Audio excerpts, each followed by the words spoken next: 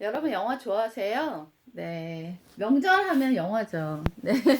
영화를 보다 보면 시간도 잘 가고 또 그 안에서 재밌는 것들도 많이 발견할 수 있고 또 인생의 의미 같은 것도 발견할 수 있는 되게 좋은 그런 컨텐츠인 것 같아요. 제가 여러분에게 오늘 인생 영화 세 편을 소개해 드릴까 해요. 첫 번째 영화는요. 밀리언 달러 베이비입니다. 네. 이 이야기는요. 여성 복서인데요. 그녀가 이렇게 복서가 되려고 결심을 하고서 이렇게 연습장을 가게 되거든요. 근데 여자라는 이유 때문에 코치 클린트 이스트우드가 코치로 분하고 나오는데요. 거기서 이제 거절을 당하게 됩니다. 하지만 그녀의 그 넘치는 그릿, 근성 때문에 그 감독은 그녀를 받아들여서 열심히 훈련을 시키는데요. 결국 그녀는 그녀의 뛰어난 재능으로 인해서 링 위에 서게 됩니다. 하지만 악랄하고 잔인한 상대편의 그런 기만적인 플레이로 인해서 그녀가 그만 불의의 사고를 당하게 됩니다. 그녀는 결국 사지가 이렇게 못 쓰게 되는 그 목 아래가 마비되는 그러한 끔찍한 상황에 놓이게 되고요. 결국 그녀는 침대에서 고개만 겨우 움직이고 눈만 깜빡할 수 있는 그런 상황에 직면하게 되죠. 그럴 때 그녀의 가족들이 그녀를 만나러 옵니다. 그쵸. 가족이 어려운 일을 당하면 당연히 보러 오겠죠. 근데 그녀의 가족들은 그렇게 다정한 사람들이 아니었어요. 도시에 처음 올라왔다고 세상에 그렇게 참극을 당한 가족을 두고 놀이동산에서 실컷 놀고 온 모습으로 그녀를 찾아옵니다. 그리고 이상하게 꾸며온 서류 하나를 내밀면서 그녀의 입에다가 볼펜을 물려가지고 사인을 하라고 하죠. 그 내용에는 모든 재산을 가족에게 이양한다. 그런 내용이 적혀 있었어요. 그녀는 복서 생활을 어렵게 생활하면서도 자신의 가족들에게 자신의 수입을 보내주던 착한 그런 가족 구성원이었는데요. 이와 같은 상황을 아무리 착한 그녀라 할지라도 받아들일 수 있는 것은 아니죠. 결국 그녀는 볼펜을 입으로 뱉어버리고 가족들과의 결별을 선언합니다. 그녀와 어떤 경기를 연습하다가 우정과 사랑의 감정이 싹튼 감독은 그녀와 가족이라는 미묘한 느낌의 그런 유대감을 갖게 되죠. 사실 그 코치도 굉장히 상처가 있는 사람이었어요. 가족이 딸이 하나 있는데 딸에게 항상 편지를 보내지만 그 딸이 그냥 항상 반송하는, 그래서 가족이 있지만 사실은 가족이 없는, 상처가 있는 가족을 갖고 있는 그 코치와 그녀와의 그런 남이지만 마치 가족과 같은 유대가 형성이 되고 나중에 그녀가 바라는 소원을 이렇게 들어주면서 그녀를 천국으로 가게끔 도와주죠. 이 영화는 되게 많은 얘기를 들려주는 것 같았어요. 가족이 왜 이래? 라는 책도 제가 읽었지만 가족끼리 엄청난 소송을 일으킨다고 하죠.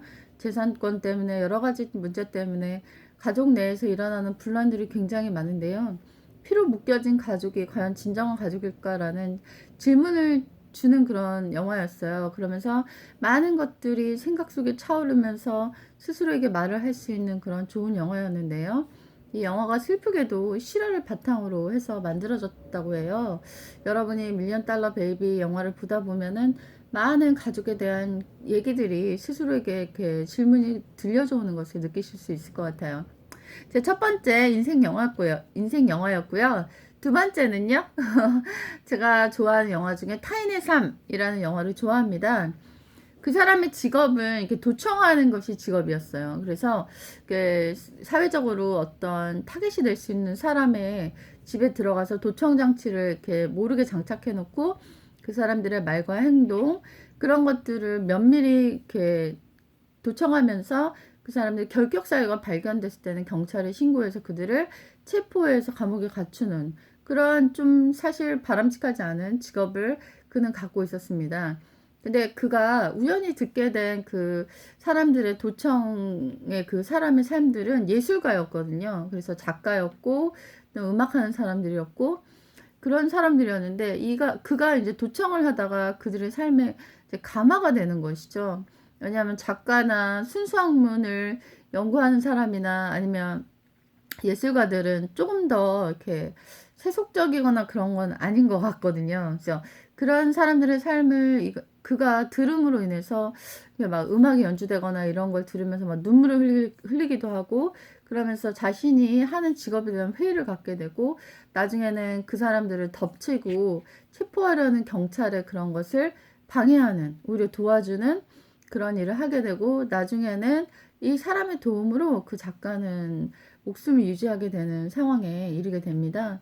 그리고 작가도 이제 자기가 살게 된 유일한 사람이라는 것을 깨닫게 되고, 나중에 시대가 좋아져서 책을 내게 되었을 때 책 앞면에다가 이 사람에게 대한 고마움을 이렇게 적어서 이 사람이 그 책을 받아볼 수 있게 해주었고요. 이 사람은 그 책을 읽으면서 감동받는 그런 내용이었는데요. 저는 이 영화를 보면서 참 많은 생각을 했습니다. 누군가의 삶이 다른 사람의 삶에 영향을 끼칠 수 있다니, 이것보다 더 멋진 일이 어디 있을까. 심지어 보는 것도 아니고 내가 만나서 경험한 것도 아니고 단순히 듣기만 했는데도 누군가의 삶을 완전히 송두리째 바꿔놓은 것을 보면서 얼마나 좀 바르고 순수하고 그리고 진정성 있는 삶이 타인에게 영향을 미칠 수 있는가에 대한 되게 좋은 질문을 제기하는 아주 아름답고 감동적인 그런 영화였습니다.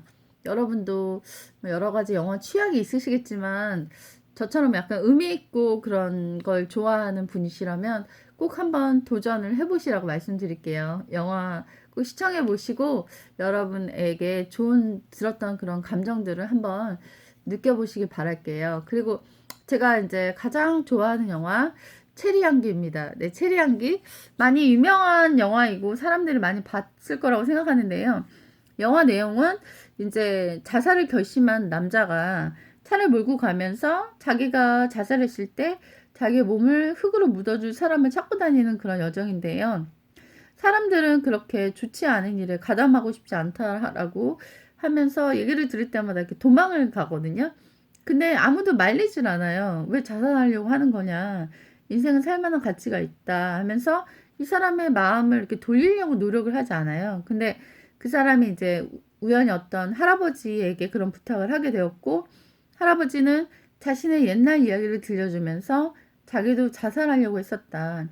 하지만 자살하러 가는 그 과정 중에서 체리 나무가 있는 걸 보았고, 그 체리 향기에 취해서 너무나 먹고 싶다는 생각이 들어서 입에 침이 이렇게 고였고, 그리고 그 체리를 먹고 나서 자신이 더 이상 죽고 싶다는 마음을 들지 않고 버리고 결국은 살게 되었다. 하물며 이러한 미물인 체리도 누군가의 삶을 바꿀 수 있다면 인생은 얼마나 살만한 가치가 있고 그리고 그 안에 의미를 발견할 수 있는 것인지, 당신이 지금 산 여정만큼 또 그 이후의 삶 속에 다른 것이 있을지도 모르지 않느냐 하면서 노인이 그 사람을 설득해 갑니다.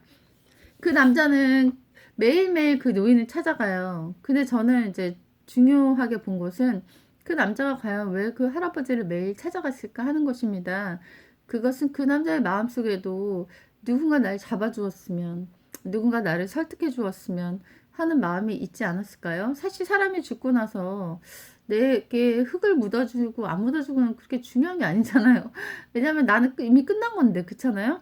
근데도 왜 그러한 일들을 도와줄 사람을 찾으러 다녔는가? 그것은 어떻게 보면 자기를 설득해주고 막아줄 수 있는 누군가를 간절히 원하는, 살고 싶은 마음을 아이러니하게 보여준 건 아닐까 한 생각이 들었습니다. 결국 이 남자는 그 노인 때문에 그 마음을 바꾸게 되었고요. 결국 나중에는 영화를 찍으면서 아주 의욕적인 삶을 사는 그 모습을 이렇게 마지막 엔딩 장면으로 보여줍니다. 저는 영화에서 제일 좀 인상적이었던 장면이 뭐냐면, 그 남자가 달빛이 쏟아지는 밤에 그 자기가 죽기로 한 그 장소에 누워있는 장면이었어요. 자기가 죽어 있을 때의 모습을 상상하면서 그 장면 안에서 자기가 생각해보고 그런 것들을 실제로 어떨까 하면 시뮬레이션 하는 그 장면이었는데요. 좀 슬프면서도 되게 아프면서도 누구나 한 번쯤 어려울 때 죽음을 생각해 보잖아요. 그런 것들에 대해서 너가 한번 이런 상황이 되면 어떨 것 같아? 라면서 이렇게 질문을 던지는 듯한 그런 영화였거든요. 이 영화는 자살을 정말 막아줄 수 있는 아주 좋은 영화라고 생각해요. 더구나 이렇게 미국이나 어떤 선진국이 만든 게 아니라 이슬람권이나 중동 분위기가 나더라고요.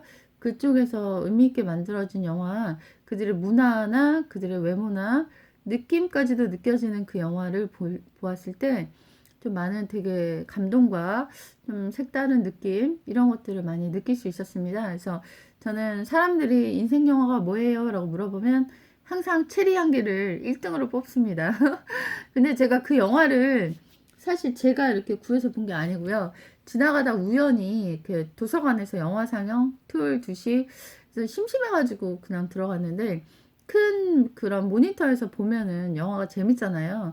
한 벽면에 이렇게 빔 프로젝터를 쏴가지고 보는 영화였는데 당시에 영화 같이 보셨던 분들이 대부분 할머니셨어요.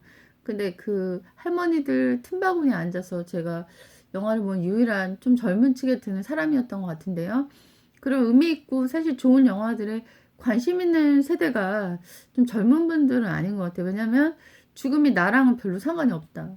이렇게 생각을 하는 면이 있기 때문인 것 같은데 사실 삶이 의미 있는 것은 언젠가 죽음이 갑자기 닥칠지 모르기 때문이 아닐까 하는 생각이 들거든요. 그래서 외국에서는 어떤 커리큘럼 안에 죽음에 대한 공부가 반드시 있다고 하죠.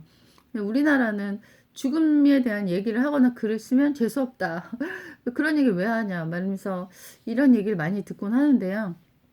사실 미련한 자의 마음은 잔치에 가 있지만 지혜로운 자의 마음은 추상집에 가 있다라는 말이 있죠. 제가 영화를 좀 보는 걸 좋아해서 이게 좀 다행령이라는 영화에서도 그런 장면이 나오거든요. 죽어가는 젊은이를 위하여라는 장면이잖아요. 그 영화에서도 이제 아주 굉장히 의미 있는 그런 씬들이 나오는데 그 사람이 좀 아주 극악범이죠. 나쁜 일을 저지르고 이제 사형 선고를 이제 얼마 앞둔 남성이었는데 그 사람이 존엄사할 수 있게 도와주는 수녀를 그 남자가 성희롱하고 막 막대하는 그런 장면이었는데 그런 좀 인간 이하의 사람한테도 이 여자가 존중하면서 대화하는 것이 좀 되게 아름답고 의미 있게 느껴졌거든요. 그때 그 남자가 대화 중에 흑인을 혐오하는 그런 말들을 막 짓거려댔어요. 근데 그 수녀님께서 그 사람의 그런 나쁜 태도나 말에 집중하지 아니하시고 왜 그런 생각을 갖게 되는지에 대한 배경을 알기 위해서 어쩌다가 당신은 그런 생각을 하게 되었나요? 라는 질문을 하는 대목이 있었어요. 우리는 어떤 사람이 좀 인간 이하의 발언을 하거나 행동을 하면 찍어놓고 싫어하고 그냥 미워하고 피하고 이렇잖아요. 왜 그 사람이 그런 생각을 하게 됐는지에 대한 관심을 가져보거나 그 사람이 그런 생각을 안 하도록 바꾸도록 의식을 개선해 주려고 노력하진 않잖아요. 근데 그녀의 그런 순수한 도움, 순수한 질문, 이런 것들이 되게 많은 감동을 주면서 나도 누군가를 대하거나 상담할 때 정말 저런 존중하는 태도로 단순히 보여지는 것만 판단하는 것이 아니라 어떤 안 좋은 마인드나 생각을 갖고 있다면 벗어날 수 있게 도와주는 작은 통로가 되어주면 어떨까 이런 것을 제가 영화를 보면서 많이 생각해 보았습니다. 제 블로그를 들어가 보시면 영화에 대한 이야기가 되게 많이 들어가 있는데요. 90편 이상의 영화를 보고 후기를 많이 적어놨습니다. 제 블로그는 세라의 영어 놀이터를 네이버에 치시면 만나실 수 있어요. 그러면 오늘도 조금 지루한 명절이 될 수 있겠지만 좋은 영화 보시면서 여러분에게 말 걸어주는 그 질문들에 대답해 보면서 의미 있는 시간을 누려보시길 바랄게요. 안녕히 계세요.